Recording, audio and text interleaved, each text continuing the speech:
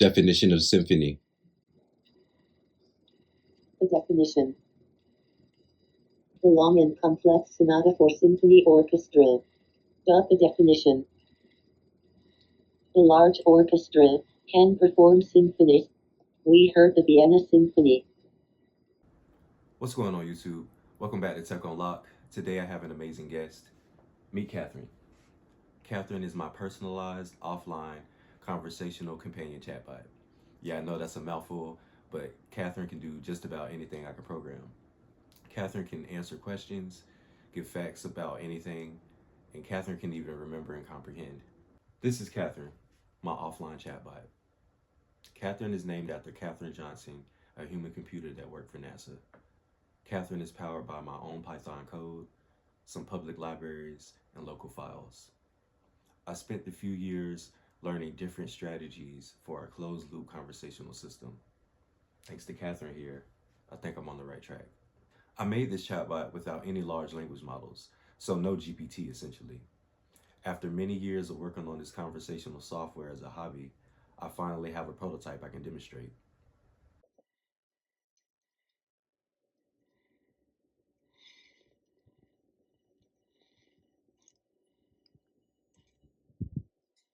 What time is it? 9:25 a.m. Definition of constellation. The definition. An arrangement of parts or elements. The outcome depends on the configuration of influences at the time. The definition.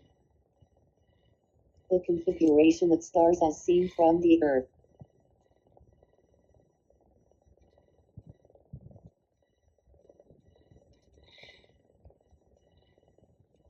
Tell me about artificial intelligence. Artificial intelligence (AI) is intelligence demonstrated by machines as opposed to the natural intelligence displayed by animals including humans. AI research has been defined as the field of study of intelligent agents, which refers to any system that perceives its environment and takes actions that maximize its chance of achieving its goals. Lower alpha 1.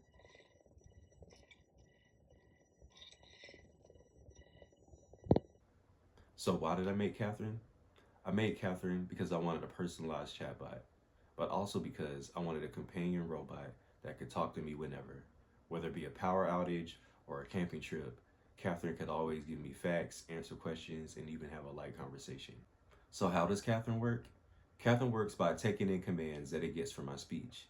This is the speech to text component. Then when Katherine wants to respond, you'll see its mouth move and it'll use the text to speech component to give us back any information it wants to relay to us. After running several deep searches across the internet, I finally landed on a solid near real-time speech-to-text engine. Mozilla Deep Speech ended up being the one that met all of my requirements. It worked completely offline, delivered fast results, and could be retrained or updated to improve accuracy over time. I also needed something backed by a large active community. Since this component would live inside the robot for its entire lifespan, long-term support wasn't optional, it was essential.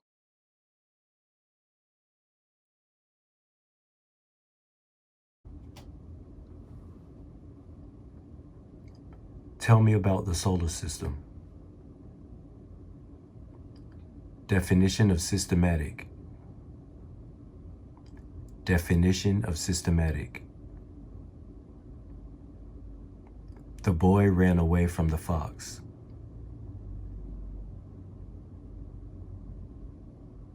What time is it? The next major component I added was the robot's voice. I needed a reliable way for the software to communicate verbally, so the robot could speak directly to the user instead of relying only on text. That meant choosing something lightweight, responsive, and capable of generating audio in real time. After trying a few options, I installed eSpeak using apt install, which immediately gave the robot the ability to speak any phrase I needed. With just a small amount of code, it could deliver updates, warnings, or simple responses. Adding this feature pushed the project much closer to becoming a fully closed-ended chatbot system, one that could listen, process, and now talk back in a consistent way.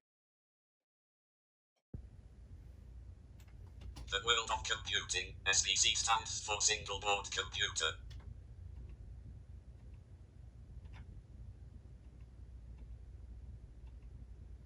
Good morning, here is your schedule for today.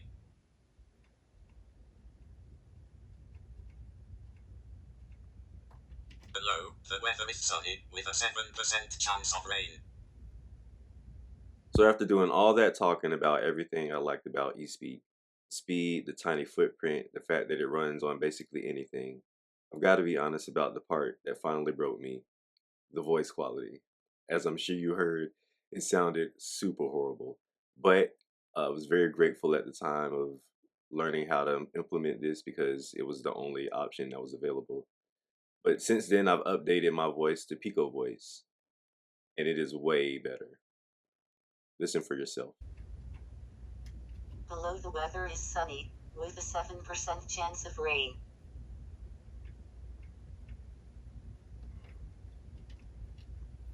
The world of computing stands for single board computer.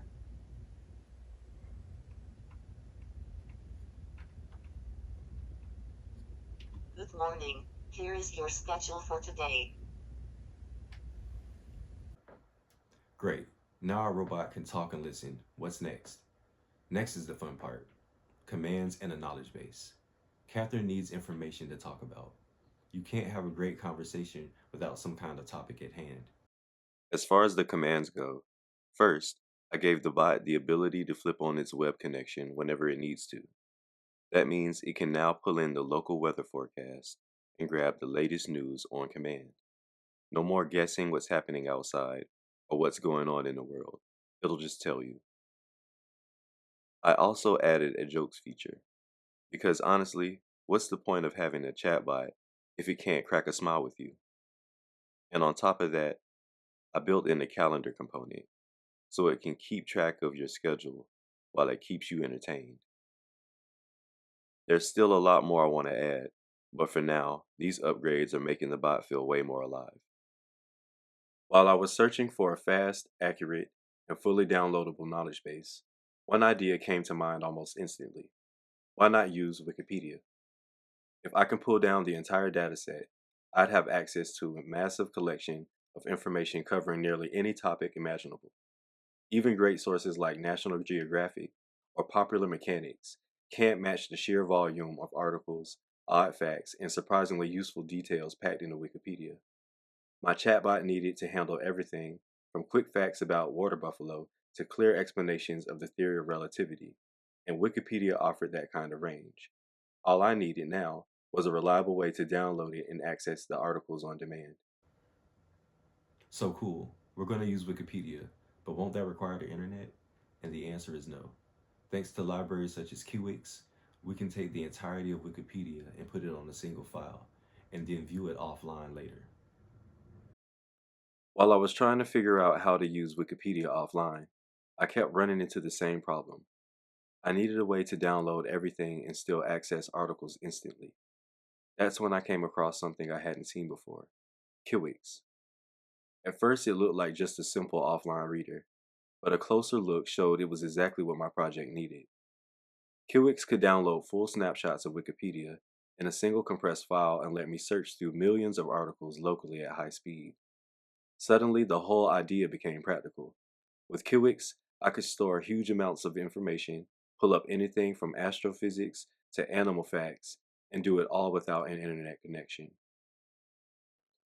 Alright, now let me show you what QWix can actually do.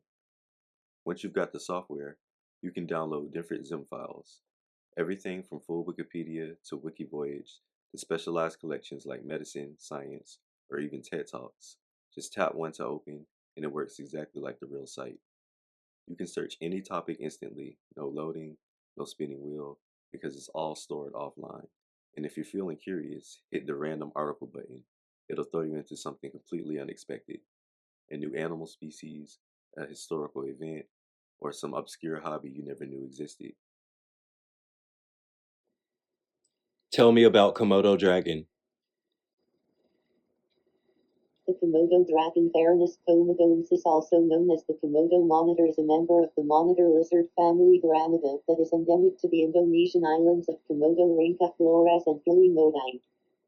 It is the largest extant species of lizard, growing to a maximum length of 3 meters 10 feet and weighing up to approximately 70 kilograms 150 pounds. My goal was to couple BERT and Wikipedia for a massive question answering system, but the zim file for the Wikipedia is way too large, as well as the index required for that massive system. I have to keep working on this. The last feature that makes Katherine so unique is Katherine has the ability to remember and even comprehend past our daily sessions. For example, I could tell Katherine my little brother likes fire trucks, and then tomorrow I won't have to tell her again. Katherine, who is a doctor? No results or error. Katherine, who is a customer? Which is a customer. Katherine, is Vincent a customer? No results or error. Katherine, Vincent is a customer. Vincent is a customer. Katherine, Vincent is a doctor. Vincent is a doctor. Katherine, which customer is a doctor? Vincent is both customer and doctor. So as you can see, Katherine is a full-featured chatbot companion. But we've missed the large part of being a companion, actually accompanying the user. So essentially mobility. I chose a self-balancing robot because its constant adjustments give it a personality and make it feel alive. The engineering challenge is rewarding. The movement is smooth and agile, and the compact design is perfect for future upgrades. Balancing behavior turns a simple machine into a believable companion. So that's it, everyone. I've introduced you to my state-of-the-art offline chatbot system that can talk, remember, and even comprehend. If you enjoyed this episode, make sure you hit like and subscribe.